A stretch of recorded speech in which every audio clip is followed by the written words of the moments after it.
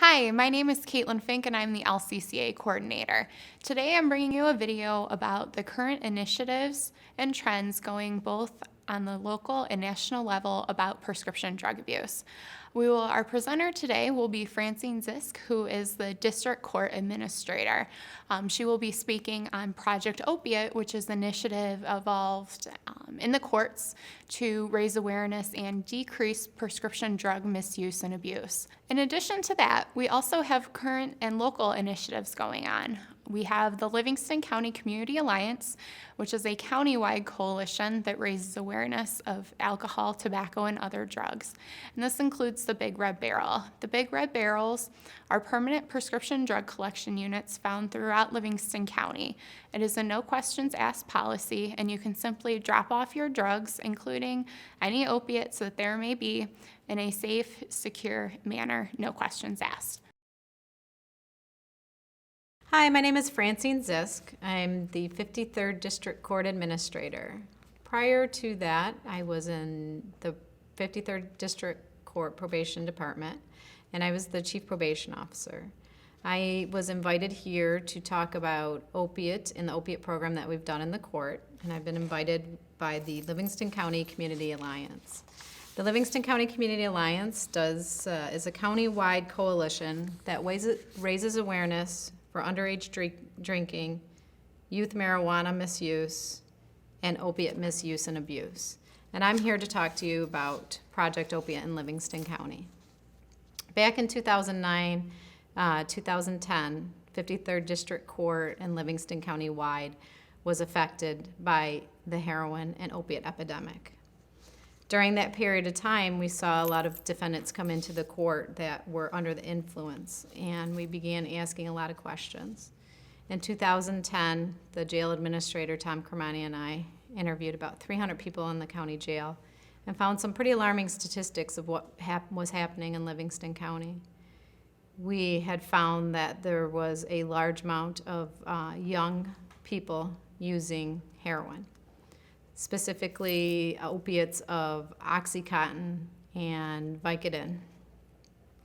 And we asked some questions of what was the common age that they were using, where were they using at, and we had found some statistics that the average age of a female in the county jail at that time was 18.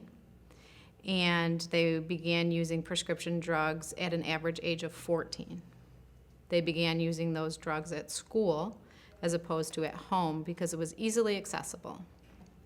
So according to the National Institute on Drug Abuse, we found that in 2003, which is a little dated, a survey underestimated that heroin use was an estimated of 3.7 million people had used heroin sometime in their life. In 2003, 75% of those users were under the age of 18.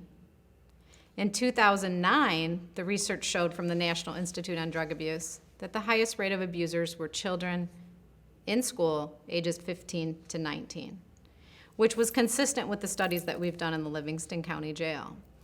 So we said, where are we going to put our efforts in? So we brought stakeholders in from the community, including members of the criminal justice system, including counseling agencies, including the schools, to say, what are we going to do about this epidemic? We found two things that were pretty consistent. We needed to get the message from inmates in the county jail into the schools. It was a very unique program and was not done before, where we take inmates into the high schools and middle schools. And that when someone was incarcerated for using opiates, that they have treatment while they're there in the county jail. We put a proposal together, went to the Livingston County Board of Commissioners, and they funded a program that specifically targeted males and females, and they brought a counselor into the county jail to do specific opiate treatment. Now, the defendants did not receive any credit off their sentence, so it was a completely voluntary program.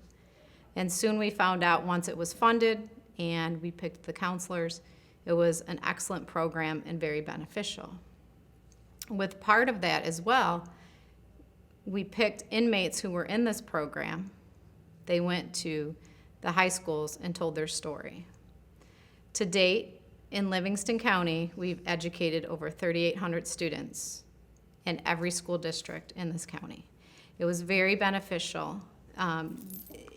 People ask, well, how many people did you impact or did you affect? Well, that's really an unknown. I just know that every time that we went to talk to 7 or 8 classes during a day in the different schools, there would be students who would come up to the speakers and say, you know, I was smoking marijuana or I was drinking and I was thinking about trying some prescription drugs, and it really, really made an impact on me that I'm not going to go down that road. Heroin is a highly addictive drug. It is not judgmental on who it chooses. The message is not to use it. What we found is the research shows there's a high correlation in using prescription drugs, the prescription opiates that lead to the heroin addiction. OxyContin was a very commonly abused drug in this county until the reformulation in 2015, October of 2015, they reformulated OxyContin, and actually the heroin deaths increased after that period of time. Not only in our county, but that was happening in the nation. We've been running Project Opiate inside the jail for the last 5 years. That's been funded by the Livingston County Board of Commissioners. During some of the research, we've also shown that parents needed availability to drug test kits. So 4 years ago, Sheriff Bazat had purchased a large amount of drug test kits and handed them out to every police agency in this county. So a parent could go get a drug test kit at any time without any information to drug test their child. Now some of the other police agencies have ordered their own test kits, and they still carry that on to this day. Back in 2011, 12, and 13, there were some studies done between Washtenaw County and Livingston County in regard to what is the #1 drugs used in this county. Shocking enough, the #1 drug used in 3 years in a row consistently, 11, 12, and 13, was alcohol.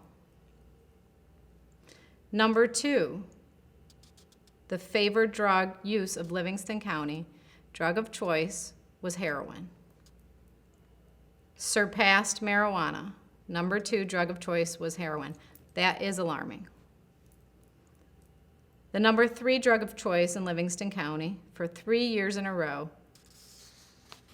were other opiates that were included, that would include all your prescriptions, along with your methadone, your morphine, and all the other opiates that are in there.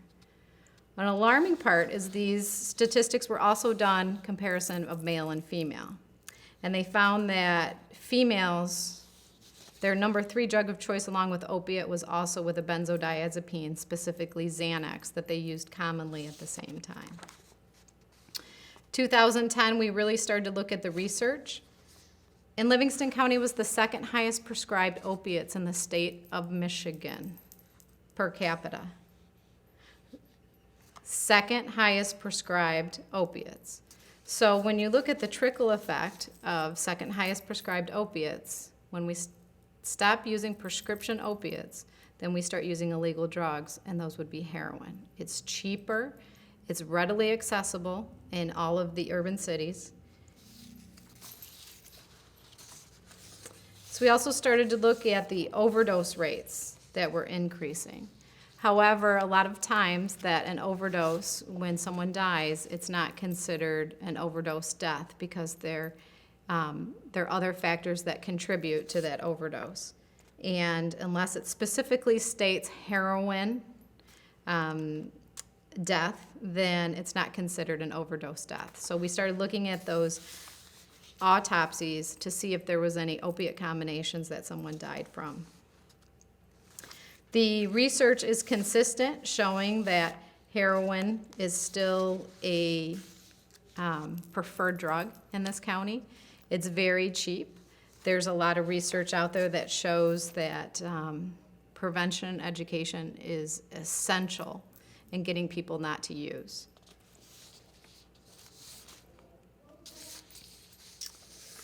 What we've done thus far, and part of the prevention and education, it was very important to educate law enforcement in regard to what was happening. And we've came a long way in 5 years. At the beginning, there was a stigma placed on someone who used heroin, and parents weren't coming forward until their children were in the court system in regard to there were failed treatment programs, failed attempts at outpatient counseling, and they basically were fed up. And sometimes that they thought that being involved in the criminal justice system was the best option that they had to get treatment. So with that, there was a huge portion of the law enforcement community that needed to be educated.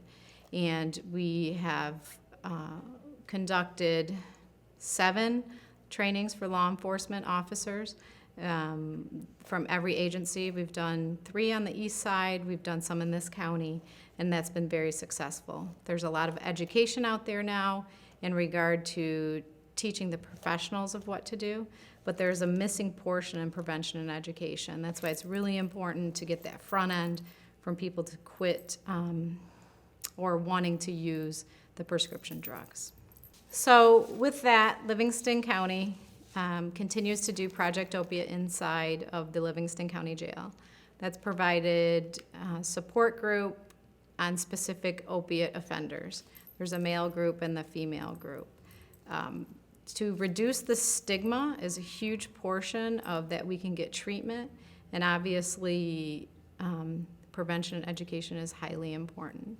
If you know somebody who is using, suspect somebody who's using, do yourself a favor and try to involve their family. If they're not involved in the court system, try to reach out for any resources. There are great resources in this county to use, to call. We're in collaboration with Livingston County Community Alliance. There are a lot of treatment centers in this county that you can call for assistance to try to get somebody into treatment before it's too late. Thank you.